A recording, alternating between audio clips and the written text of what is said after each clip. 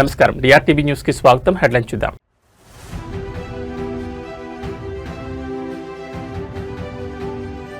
Drugs కేసులో రాజకీయ ప్రకంపనలు. కేటీఆర్ కు పీసీసీ చీఫ్ టెస్ట్ సవాల్.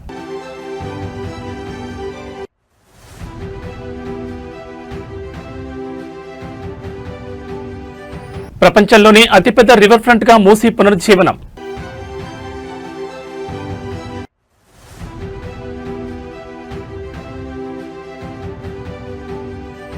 మావోయిస్ట్ ముక్త్ భారత్. Amit Shah operation Kagar success.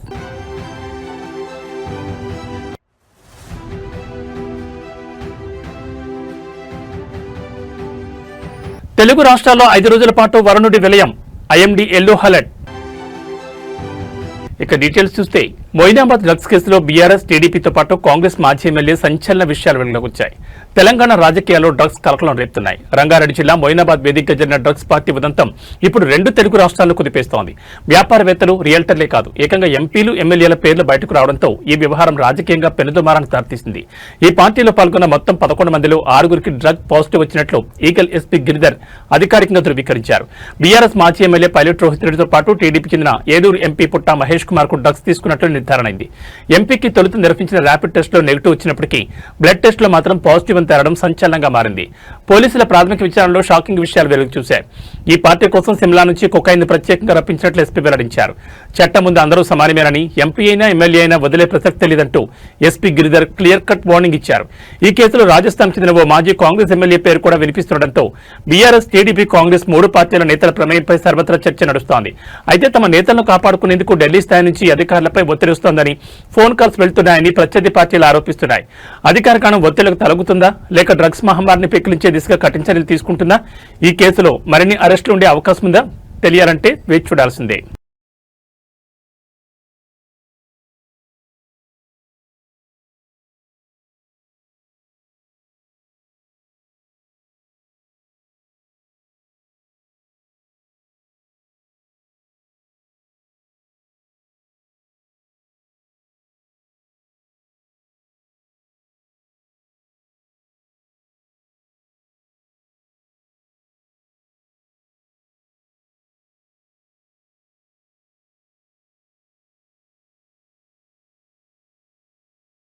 రేపటి నుంచి తెలంగాణ అసెంబ్లీ బడ్జెట్ నగారా మోగనుంది. నెలాఖరు వరకు సాగే ఈ కీలక సమావేశాలకు భాగ్యనగరం వేదిక కాబోతోంది. సమావేశాల తొలి రోజున ఉభయ సభలను ఉద్దేశించి గవర్నర్ ప్రసంగించనున్నారు.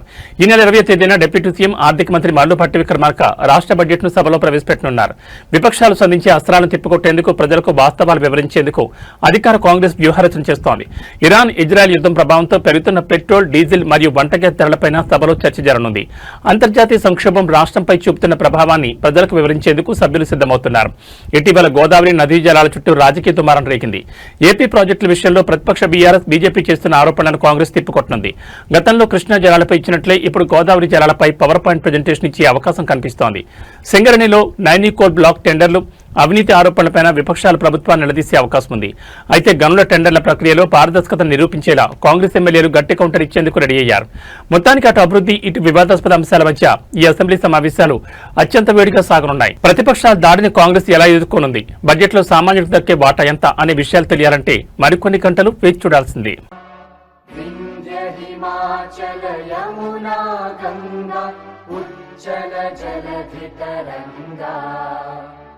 तव शुभ नामे जागे, तव शुभ आशीष मांगे, गाहे तव जय गाथा, जन गण मंगलदायक जय हे भारत भाग्य विधाता, जय हे जय हे जय हे जय जय जय जय हे।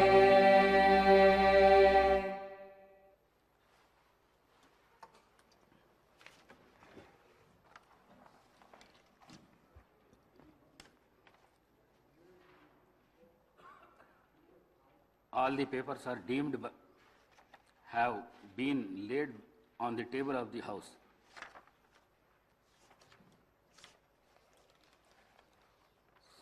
సంతాప ప్రతిపాదన.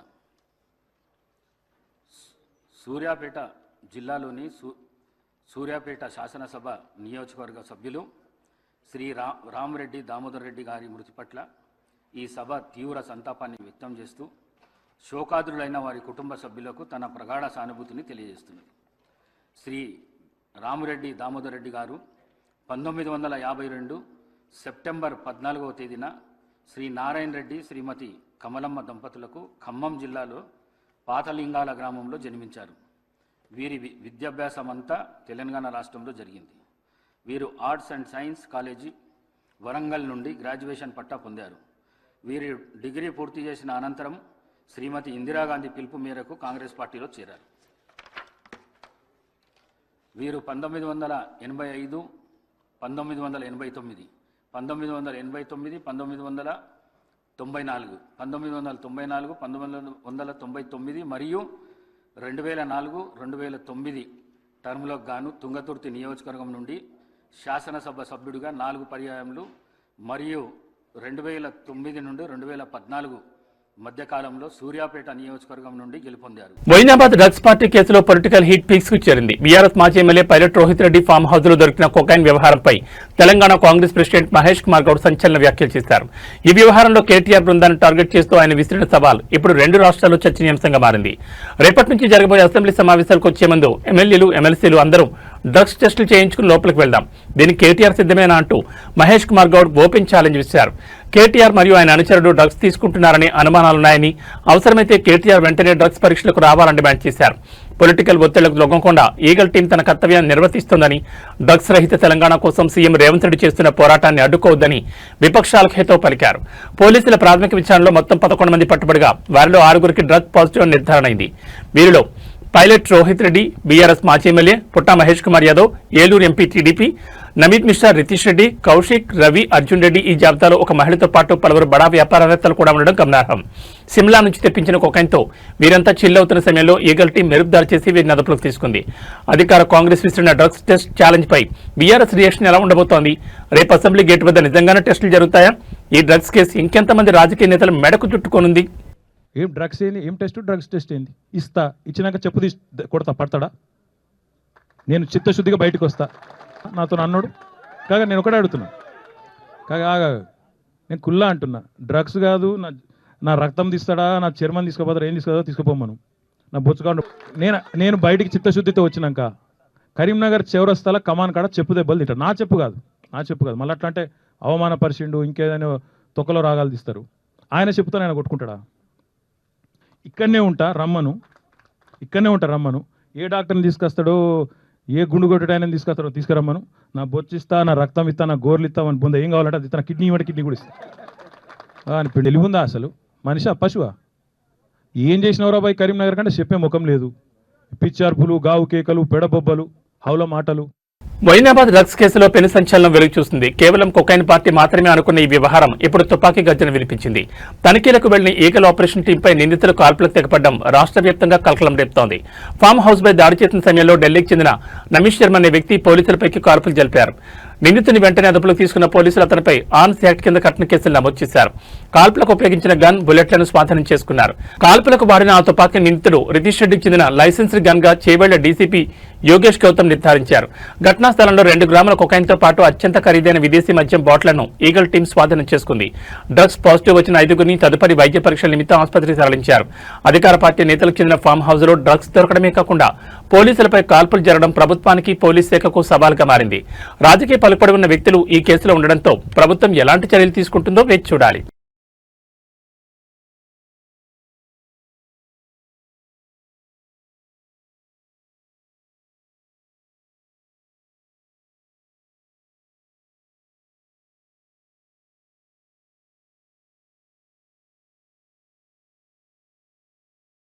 భాగ్యనగరం మరో అంతర్జాతీయ మైలురాయికి సిద్ధమవుతోంది. లండన్లోని థేమ్స్ నదిని మించి ప్రపంచంలోని అతిపెద్ద రివర్ ఫ్రంట్ ప్రాజెక్టుగా మూసీ పునరుజ్జీవనం అడుగులు వేస్తోంది. ముఖ్యమంత్రి రేవంత్ రెడ్డి సర్కార్ అత్యంత ప్రతిష్టాత్మకంగా తీసుకుంది ఈ ప్రాజెక్టు విషయంలో. లండన్ థేమ్స్ నది ప్రాజెక్టు 39 కిలోమీటర్లు మాత్రమే ఉంటే మన మూసీ ప్రాజెక్టు ఏకంగా 55 కిలోమీటర్ల పొడవును విస్తరించి ఉంది. మొదటి దశలో 21 కిలోమీటర్ల మేర పనులు చేపట్టనున్నారు. దీనికోసం భూసేకరణ కాకుండానే సుమారు 6,500 నుండి 7,000 కోట్ల వ్యయమవుతుందని అంచనా. ఉస్మాన్ సాగర్, హిమాయత్ సాగర్ నుంచి కలిసే ఈ ప్రాజెక్టులో 123 అడుగుల గాంధీ విగ్రహం ప్రత్యేక ఆకర్షణగా నిలవనుంది. 100 మీటర్ల ఎత్తున భవనంపై ఈ విగ్రహాన్ని ఏర్పాటు చేయనున్నారు. సీఎం రేవంత్ రెడ్డి బృందం ఇప్పటికే ప్రపంచంలోని ప్రముఖ రివర్ ఫ్రంట్లను పరిశీలించి ఈ మాస్టర్ ప్లాన్ రూపొందించింది. ఏడాదికి 40 బిలియన్ల మంది సందర్శకులు, దేశ ఆర్థిక వ్యవస్థలో 30% వాటా టూరిజందే. నిత్యం 1.5 లక్షల మంది పర్యాటకులు, రోజుకు 7,000 మంది సందర్శకులు, 85,000 మందికి ఉపాధి. ఇవే లక్ష్యాలతో మూసీని కూడా ఆర్థిక పర్యాటక కేంద్రంగా తీర్చిదిద్దనున్నారు. నదిలోకి మురుగునీరు చేరకుండా అడ్డుకోవడం, స్వచ్ఛమైన నీటి ప్రవాహాన్ని పునరుద్ధరించడం, నగర రవాణా వ్యవస్థను సులభతరం చేసేలా మొబిలిటీ కారిడార్ నిర్మాణం, లౌకిక భావాలకు తెలంగాణ సంస్కృతికి అద్దం పట్టేలా నిర్మాణ శైలి, నదీ తీర ప్రాంతాన్ని ప్రజల కోసం పార్కులు, వాకింగ్ ట్రాక్లు, పర్యాటక కేంద్రాలుగా మార్చడం. మూసీ అంటే కేవలం ఒక నది మాత్రమే కాదు, హైదరాబాద్ ఆర్థిక నాడులను కదిలించే ఒక భారీ ప్రాజెక్ట్. వేలాది మందికి ఉపాధి, లక్షలాది మందికి పర్యాటక అనుభూతిని అందించబోతున్న ఈ ప్రాజెక్టుతో తెలంగాణ కీర్తి ప్రపంచవ్యాప్తం కానుంది. అపార్ట్మెంట్లో ఒక అపార్ట్మెంట్ వాళ్ళ గురించి మొన్న వాళ్ళని మచ్చిక చేసుకోవడానికి అందులో 2-3 జర్నలిస్టులు ఉన్నారు. వాళ్ళని కాకబట్టి వాళ్ళని బుట్టలు వేసుకోవడానికి ముఖ్యమంత్రి గారు పాపం చాలా అష్టకష్టాలు పడి, మీరు జర్నలిస్టులు ఏమనుకో గురువై, ఏమంటాడు, ఆ అపార్ట్మెంట్ వాళ్ళకి నేను మాటిస్తున్నా, పక్కకే 7 ఎకరాలు కొనిస్తా, మీకు అందులోనే ఇంకా బెహతరీన్ కట్టిస్తా అంటుండు. చాలా ఆశ్చర్యం అనిపించింది నాకు. మరి మిగతా వాళ్ళ సంగతి ఏంది? హనుమాన్ నగర్ వాళ్ళ సంగతి ఏంది?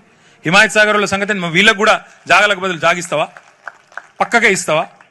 సరిపడా జాగాకు బదులు జాగా ఇవ్వాలి కదా. ఒకరికి ఇస్తే అందరికి ఇవ్వాలి కదా. మరి అపార్ట్మెంట్ వాళ్ళని ఒక తిరిగా, బస్తీలను ఒక తిరిగా చూడొద్దు కదా. ప్రభుత్వం అన్నాక అందరు ఒకటే కదా, అందరికి ఓట్లు ఉన్నాయి. మీరైనా ఓటెత్తారు, అంబానీకి ఒకటే ఓటు, మనకు ఒకటే ఓటు. వాళ్ళేం మన 1000 ఓట్లు 1,00,000 ఓట్లు ఉండవు కదా. అందుకే చూడండి మీరు, విచిత్రమైన విషయం, నిన్న ఆయన మూసీ వెబ్సైట్లో పెట్టిండు రేవంత్ రెడ్డి ప్రభుత్వం. మూసీని ఎట్లా చేస్తామని పెట్టిండు. ఆ పెట్టిన బొమ్మలు ఎక్కడో తెలుసా? మనం గతంలో చేసిన బొమ్మలే పెట్టిండు 6 కోట్ల రూపాయలతో. అందుకే అంటున్నాం, నకల్ మారనే కోవి అకల్ చాయి అంటారు కదా, గట్ల గంత తెలివి నీళ్ళకు. మీరు ఇక్కడ చూడండి, 3,279 ఎకరాలు 10,000 నిర్మాణాలు తీసుకుంటా అని చెప్పి మన గెజెట్ ఇచ్చిండు. ఎందుకు కావాలి గన్ని? ఎవరి కోసం 3,279 ఎకరాలు? అది ఫస్ట్ ఫేజ్ అట. 2వ ఫేజు, 3వ ఫేజు, 12వ ఫేజు ఏం చేస్తాడో మహానుభావుడు మరి చూడాలి.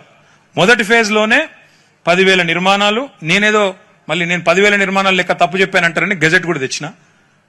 ఎన్ని ఎకరాలు అంటే 3,279 ఎకరాలు. మళ్ళీ గుర్తు చేస్తా ఉన్నా, పక్కనే కోకాపేటలో 100 కోట్లు 100. విశాఖపట్నం రోడ్లపై ఇప్పుడు కొత్త రకం తనిఖీలు వాహనదారులను హడలెత్తిస్తున్నాయి. బైకులకు, స్కూటర్లకు ఉండే మొబైల్ స్టాండ్లను ట్రాఫిక్ పోలీసులు యుద్ధ ప్రాతిపదికన తొలగిస్తున్నారు. రూల్స్ బ్రేక్ చేస్తే చర్యలు తీసుకోవడం సబబే, కానీ ఇక్కడ సామాన్యుని వేధిస్తున్న ప్రశ్న ఒకటే, తప్పు చేసిన వాడిని వదిలేసి కొనుక్కున్న వాడిని శిక్షించడం ఏం న్యాయం? డ్రైవింగ్ చేస్తూ ఫోన్ చూడడం ప్రమాదకరమనే సాకుతో వాహనాలకు అమర్చిన స్టాండ్లను పోలీసులు తొలగిస్తున్నారు. 100 రూపాయలు పెట్టి కొనుక్కున్న యాక్సెసరీస్ ను బలవంతంగా పీకేయడం వల్ల ఆర్థికంగా నష్టపోతున్నామని యజమానులు వాపోతున్నారు. వినియోగదారులపై ప్రతాపం చూపుతున్న పోలీసులు అసలు వీటిని తయారు చేసిన కంపెనీలను, అమ్ముతున్న దుకాణదారులను ఎందుకు అడ్డుకోవడం లేదనే ప్రశ్నలు తలెత్తుతున్నాయి. పోలీసుల వాదన ప్రకారం ఇవి ఇల్లీగల్ యాక్సెసరీస్. మరి ఇవి చట్టవిరుద్ధమైనప్పుడు దేశవ్యాప్తంగా వీటిని ఉత్పత్తి చేసిన కంపెనీలపై చర్యలు ఏం తీసుకుంటున్నారు? షోరూంలలో, ఆటోమొబైల్ షాపుల్లో బహిరంగంగా అమ్ముతుంటే అప్పుడు అధికారులు ఏం చేస్తున్నారు? అమెజాన్, ఫ్లిప్కార్ట్ వంటి సంస్థలు వేల సంఖ్యలో వీటిని విక్రయిస్తుంటే ప్రభుత్వం ఎందుకు నిషేధించలేదు? తయారీని ఆపకుండా, అమ్మకాలు నియంత్రించకుండా కేవలం అమాయక వాహనదారులను రోడ్డుపై ఆపి జరిమానాలు విధించడం లేదా వస్తువులను ధ్వంసం చేయడం ఎంతవరకు సమంజసం? ముఖ్యంగా డెలివరీ బాయ్స్, ర్యాపిడో డ్రైవర్లు ఈ నిర్ణయంతో తీవ్ర ఇబ్బందులు పడుతున్నారు. లొకేషన్ చూసుకోవడానికి మొబైల్ స్టాండ్ ప్రాథమిక అవసరమని, ఒక చేత్తో ఫోన్ పట్టుకుని డ్రైవ్ చేయడం కంటే స్టాండ్లో పెట్టి చూడడమే సేఫ్ అని వారు వాదిస్తున్నారు. రూల్స్ మార్చడం సులభమే, కానీ అవి అమలు చేసే విధానంలో పారదర్శకత ఉండాలి. మూల కారణమైన తయారీదారులను వదిలేసి వినియోగదారులను వేధించడం డబుల్ స్టాండర్డ్ కాదా? విశాఖ పోలీసులు దీనిపై ఎలాంటి వివరణ ఇస్తారో చూడాలి. ರಸ್ತೆಗಳು ಗುಂಡಿ ಬಿದ್ದಿದ್ರೂ ಪರವಾಗಿಲ್ಲ, ಸರ್ಕಾರ ಒಂದೊಂದು ರೂಲ್ಸ್ ಗಳನ್ನ ಜಾರಿಗೆ ತಗೊಂಡ್ಬಂದು ಅದರಿಂದ ದುಡ್ಡು ಮಾಡುವಂತ ಕಾರ್ಯಕ್ರಮಗಳನ್ನ ಉದ್ಘಾಟನೆ ಮಾಡ್ತಾನೆ ಇರುತ್ತೆ. ನೋಡಿ, ಇಲ್ಲೊಂದು ಬೈಕ್ ಗಳಲ್ಲಿ ಮೊಬೈಲ್ ಹೋಲ್ಡರ್ ಗಳಿರುತ್ತೆ. ಲೊಕೇಶನ್ ನೋಡ್ಕೊಂಡು ಗಾಡಿ ಓಡಿಸ್ಲಿಕ್ಕೆ ಅಂತ 2 ವೀಲರ್ ಗಳಲ್ಲಿ ಮೊಬೈಲ್ ಹೋಲ್ಡರ್ ಗಳನ್ನ ಹಾಕೊಂಡು ಓಡಾಡ್ತಾ ಇರ್ತಾರೆ. ಇದೀಗ ಆ ರೂಲ್ಸ್ ಇಲ್ಲ, ಆ ಮೊಬೈಲ್ ಹೋಲ್ಡರ್ ಗಾಡಿಗೆ ಹಾಕೋಂಗಿಲ್ಲ, ಅದರ ಅನುಮತಿ ಇಲ್ಲ ಅನ್ಬಿಟ್ಟು RTO ಡಿಪಾರ್ಟ್ಮೆಂಟ್ ಅವರು ಎಲ್ಲಾ ಗಾಡಿಗಳನ್ನ ನಿಲ್ಸಿ 2 ವೀಲರ್ ಗಳಲ್ಲಿ ಮೊಬೈಲ್ ಹೋಲ್ಡರ್ ಗಳನ್ನ ತೆಗೆದು ಕಳಿಸ್ತಾ ಇರುವಂತ ದೃಶ್ಯಗಳನ್ನ ನೀವು ನೋಡ್ತಾ ಇದ್ದೀರಾ. ಈ ತರ ಕೆಲಸಗಳನ್ನ ರೋಡಲ್ಲಿ ನಿಂತು ರೋಡ್ ಗುಂಡಿ ಆಗಿರೋಂತದನ್ನ ಮುಚ್ಚಿದ್ರೆ ಎಷ್ಟೋ ಒಳ್ಳೇದಾಗತ್ತೆ. ಬೇಜಾನ್ ಕೆಲಸಗಳಿರುತ್ತೆ, ಅಂಥದ್ದನ್ನ ಬಿಟ್ಟು ದುಡ್ಡು ಮಾಡೋ ರೂಟ್ನ ఈ రోజు ఒక సామాన్యుడు ఉదయాన్నే పేపర్ తీస్తే వార్త వెతుక్కోవాల్సిన పరిస్థితి ఏర్పడింది. ఒకప్పుడు వార్తాపత్రిక అంటే సమాజంలోని సమస్యల్ని ఎండగట్టే ఆయుధం, ప్రజాస్వామ్యంలో 4వ స్తంభం. కానీ నేడు మొదటి 5 పేజీలు తిప్పినా కనిపించేవి రంగురంగుల ప్రకటనలు, కార్పొరేట్ సంస్థల ఆఫర్లు, రాజకీయ నేతల శుభాకాంక్షలు మాత్రమే. మరి అసలు వార్త ఎక్కడికి పోయింది? జర్నలిజం తన అసలు లక్ష్యాన్ని కోల్పోతోందా? ఇదే ఇవాటి మన ప్రశ్నార్థకం. పత్రికలో వార్త అంటే ఒక పోరాటం, అవినీతిని ప్రశ్నించే ధైర్యం, అట్టడుగు వర్గాల సమస్యలకు అద్దం పట్టే వేదిక. నేడు పేపర్ అంటే వార్తల సమాహారం కంటే ప్రకటనల కరపత్రంలా కనిపిస్తోంది. వార్తల కంటే వాణిజ్యానికే ప్రాముఖ్యత పెరిగింది. జర్నలిజం నెమ్మదిగా తన అసలు ఉద్దేశాన్ని కోల్పోవడానికి ప్రధాన కారణాలు ఇవేనా? డిజిటల్ మీడియా పెరగడంతో ప్రింట్ మీడియా మనుగడ కోసం ప్రకటనలపైనే పూర్తి స్థాయిలో ఆధారపడాల్సి వస్తోంది. పత్రికలు పెద్ద పెద్ద సంస్థల చేతుల్లోకి వెళ్లడంతో లాభాలే పరమావధిగా మారాయి. వార్తగా కనిపించే ప్రకటనలు సామాన్య పాఠకుడిని అయోమయానికి గురిచేస్తున్నాయి. నిజమైన జర్నలిజం అంటే పాలకుల మెప్పు పొందడం కాదు, ప్రజల పక్షాన్ని నిలబడడం. కానీ నేడు ప్రకటనల వెలువల్లో ప్రజా సమస్యలు అణగారిపోతున్నాయి. ఒక స్కామ్ గురించి రాయాల్సిన చోట ఒక బడా సంస్థ కొత్త ప్రోడక్ట్ లాంచ్ గురించిన కథనాలు కనిపిస్తున్నాయి. మరి ఇదేనా మనం కోరుకున్న ప్రజాస్వామ్య పత్రికా రంగం? ప్రకటనలు పత్రికలకు ఆదాయాన్ని ఇవ్వచ్చు, కానీ పాఠకుడికి ఇచ్చేది కేవలం సమాచారం మాత్రమే కాదు, నమ్మకం. ఆ నమ్మకాన్ని అమ్మేసుకుంటే జర్నలిజానికి మనుగడ ఉంటుందా? పాఠకులు మేల్కోవలసిన సమయం ఆసన్నమైంది.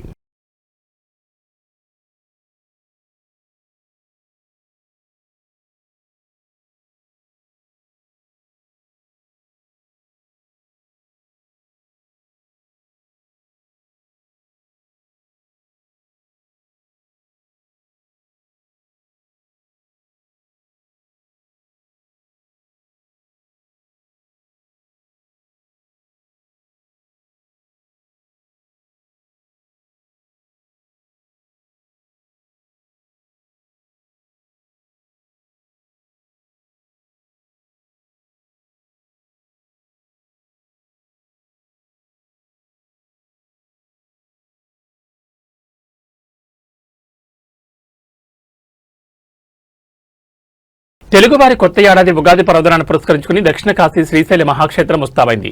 రేపటి నుంచి శ్రీశైలంలో ఉగాది మహోత్సవాలు అత్యంత వైభవంగా ప్రారంభం కానున్నాయి. ఈ నెల 20వ తేదీ వరకు 5 రోజుల పాటు జరిగే ఈ వేడుకలకు దేశం నలుమూల నుంచి భక్తులు పోటెత్తుతున్నారు. తెలుగు రాష్ట్రాలతో పాటు కర్ణాటక, మహారాష్ట్ర, తమిళనాడు నుంచి భక్తులు భారీగా తరలివస్తున్నారు. ముఖ్యంగా కర్ణాటక భక్తుల రాకతో శ్రీశైల పురవీధులన్నీ కన్నడ సంస్కృతితో నిండిపోయాయి. వేల సంఖ్యలో కన్నడ భక్తులు నల్లమల అడవులకుండా కిలోమీటర్ల మేర కాలినడకన క్షేత్రానికి చేరుకుంటున్నారు. శివనామస్మరణతో అడవి మార్గాలని ఆధ్యాత్మిక శోభను సంతరించుకున్నాయి. 5 రోజుల పాటు సాగే ఈ ఉత్సవాల్లో స్వామి అమ్మవార్లకు ప్రతిరోజు ప్రత్యేక అలంకారాలు, వాహన సేవలు నిర్వహించనున్నారు. యాగశాల ప్రవేశం, చండీశ్వర పూజ, అంకురార్పణతో వేడుకలు మొదలవుతాయి. భక్తుల సాహసోపేతమైన వీరచార విన్యాసాలు ప్రత్యేక ఆకర్షణగా నెరవేరనున్నాయి. పంచాంగ శ్రవణం, కన్నుల పండుగ రథోత్సవం, అమ్మవారు రాజరాజేశ్వరి దేవిగా భక్తులకు దర్శనమివ్వనున్నారు. పూర్ణాహుతి, అశ్వవాహన సేవతో ఉత్సవాలు ముగుస్తాయి. భక్తుల రద్దీ దృష్టిలో ఉంచుకుని దేవస్థానం ఈబో శ్రీనివాసరావు ఆధ్వర్యంలో అధికారులు ప్రత్యేక చర్యలు చేపట్టారు. రద్దీ దృష్ట్యా సామాన్య భక్తులందరికీ స్వామివారి అలంకార దర్శనం మాత్రమే లభించేలా ఏర్పాట్లు చేశారు. పాదయాత్ర చేసే భక్తుల కోసం అడవి మార్గాల్లో ప్రత్యేక వైద్య శిబిరాలు, తాగునీరు, అన్నప్రసాద వితరణ సాగుతోంది. పోలీసులు ట్రాఫిక్ నియంత్రణతో పాటు భక్తుల రక్షణ కోసం భారీ బందోబస్తు ఏర్పాటు చేశారు. శ్రీశైల మల్లన్న ఆశీస్సులతో ఈ ఉగాది అందరి జీవితాల్లో వెలుగులు నింపాలని కోరుకుందాం.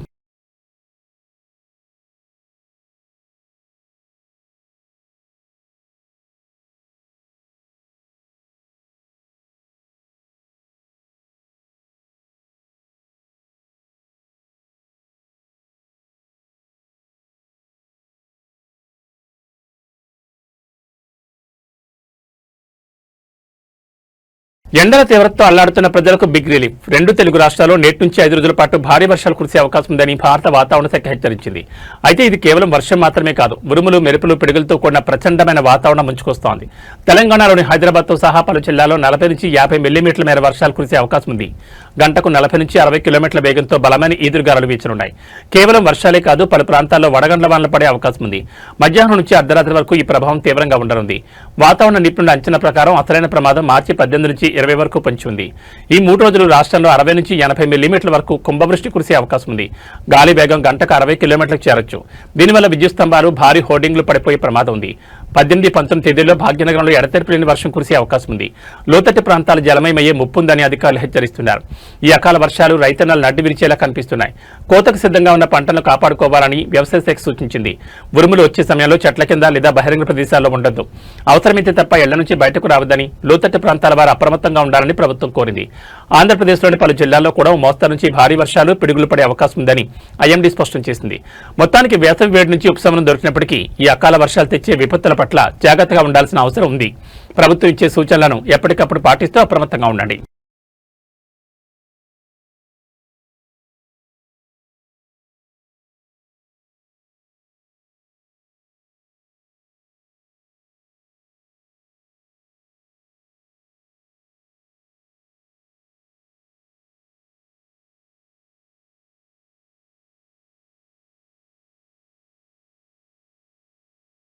భారత అంతర్గత భద్రతలో ఒక కొత్త శకం ప్రారంభం కాబోతోంది. దశాబ్దాలుగా ఎర్రజెండా నీడన సాగిన హింసాకాండకు ఇక శాశ్వత ముగింపు పడినట్లేనా అంటే అవునని అంటున్నాయి కేంద్ర హోంశాఖ వర్గాలు. ఈ నెల 31వ తేదీ తర్వాత దేశవ్యాప్తంగా ఏ రోజైనా మావోయిస్టు ముక్త భారత్ సభను నిర్వహించేందుకు మోడీ ప్రభుత్వం సిద్ధమవుతోంది. ప్రధాని మోడీ ముఖ్య అతిథిగా హాజరయ్యే ఈ సభ ద్వారా భారత్ సాధించిన విజయాన్ని ప్రపంచ దేశాలకు వివరించడమే లక్ష్యం.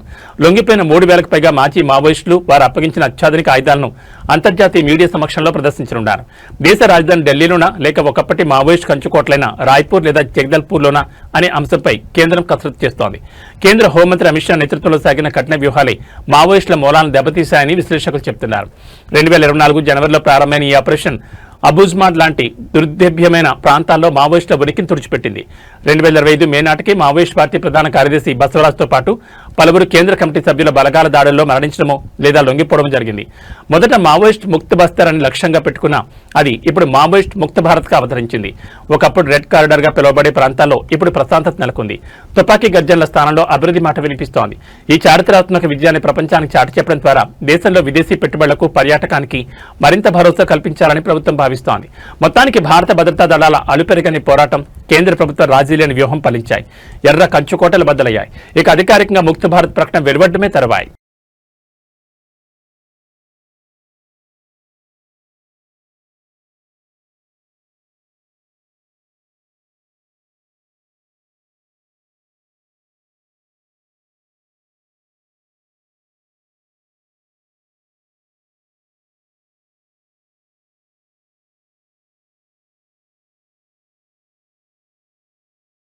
రాజకీయ వేదికల మీద తన స్పీచ్లతో రచ్చ చేసే మల్లారెడ్డి ఇప్పుడు డాన్స్ ఫ్లోర్ ను షేక్ చేశారు. వయసు 70 ఏళ్లు దాటినా కుర్రాళ్ళకి ఏమాత్రం తీసిపోని ఎనర్జీతో ఆయన వేసిన స్టెప్పులు ఇప్పుడు సోషల్ మీడియాను ఊపేస్తున్నాయి. బోయినపల్లిలోని తన నివాసంలో మల్లారెడ్డి, కల్పనమ్మ దంపతుల 50వ వివాహ వార్షికోత్సవం అత్యంత వైభవంగా జరిగింది.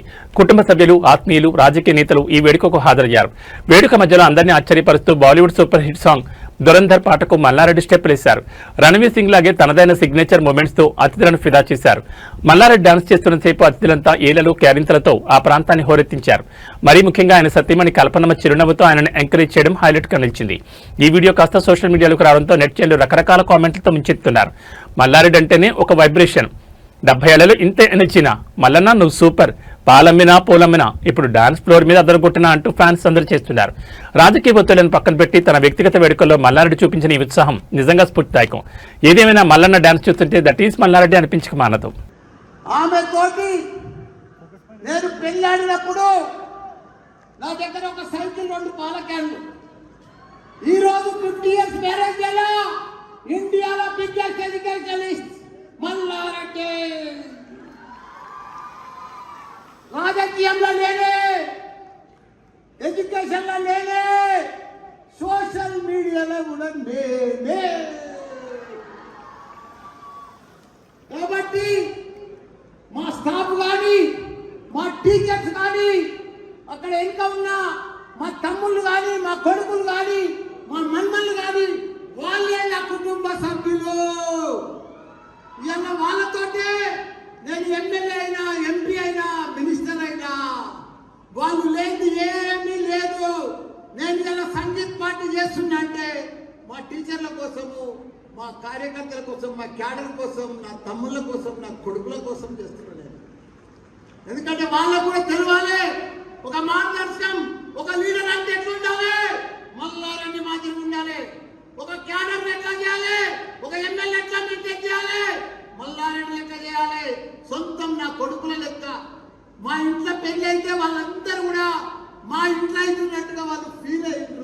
వాళ్ళకి ఆ ఫీలింగ్ తీసుకొచ్చిన.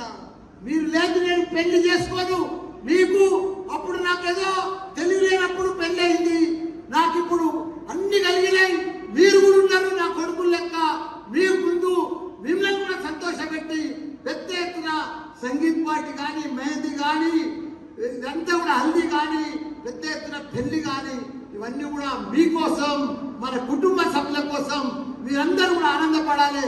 చాలా మంది ఫ్యామిలీతో వచ్చినందుకు వాళ్ళందరికీ కూడా చాలా చాలా ధన్యవాదాలు. మొగలు కూడా చెప్తున్న ఒకటే, మీరెవ్వరికి ఇబ్బంది పడకుండా చాలా మంచి ప్రోగ్రామ్స్ ఉన్నాయి, నా డాన్స్ కూడా ఉన్నది, పర్ఫెక్ట్ ప్రోగ్రామ్స్ ఉన్నాయి. మన కేటీఆర్ సార్ కూడా వస్తున్నాడు 9/9/15కు. మీరందరూ కూడా మొగలకే ఇబ్బంది లేదు, వెనుక అన్ని రకాల కూడా మంచిగా అరేంజ్మెంట్ చేసిన, స్టాఫ్ కూడా ఆడవాళ్ళకు కానీ మొగలకు కానీ మంచి క్యాటరింగ్ ఇచ్చిన, వాళ్ళు పర్ఫెక్ట్ గా అన్ని రకాలు కూడా మీకు సప్లై చేస్తారు.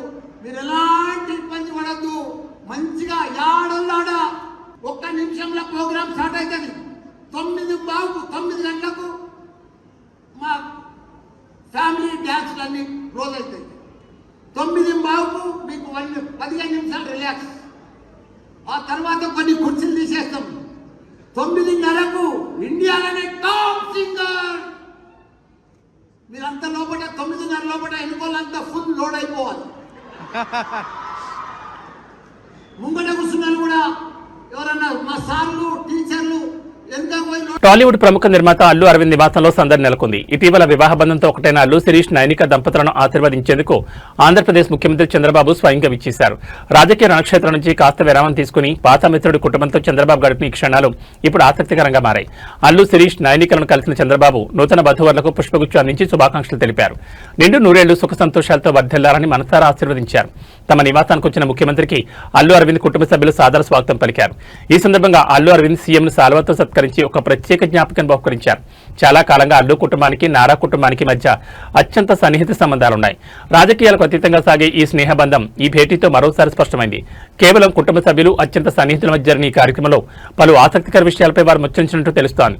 అల్లు శిరీష్ వివాహం తర్వాత అటు మెగా కుటుంబం ఇటు నందమూరి నారా కుటుంబాల మధ్య ఈ రాకపోకలు మెగా అభిమానులు కూడా కొత్త ఉత్సాహాన్ని నింపుతున్నాయి.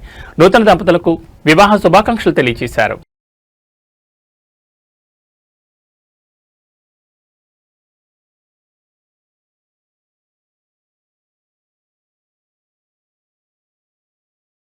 మాడ్గుల మండలం అప్పారెడ్డిపల్లి గ్రామంలో భూపోరాటం మొదలైంది. 5 దశాబ్దాల చరిత్ర ఉన్న చెరువును దాని అలుగు భూములను అగ్రవర్ణాల వారు ఆక్రమిస్తున్నారంటూ గ్రామస్తులు రోడ్డెక్కారు. అధికారులు చూస్తూ ఊరుకుంటున్నారా లేక ఆక్రమణదారులకు వత్తాసు పలుకుతున్నారా అనే ప్రశ్నలు ఇప్పుడు వెలువెత్తున్నాయి. గతంలో నష్టపరిహారం చెల్లించి సేకరించిన సర్వే నెంబర్ 168లోని చెరువు భూములు ఇప్పుడు ఆక్రమణ పాలవుతున్నాయి. కొత్త పాస్బుక్లు వచ్చాయన్న నేపథ్యంతో అధికారులు అండదండలతో చెరువు భూములను క్రయ విక్రయాలు చేస్తున్నారని గ్రామస్తులు ఆరోపిస్తున్నారు. ఏకంగా చెరువు అలుగును ఆక్రమించి 4 ఎకరాల్లో కడీలు పాతి బోరుబావి కూడా వేయడంపై సర్వత్రా ఆగ్రహం వ్యక్తమవుతోంది. నిన్న రాత్రికి రాత్రే అలుగు అడ్డంగా కట్టవేసినట్లు స్థానికులు చెబుతున్నారు.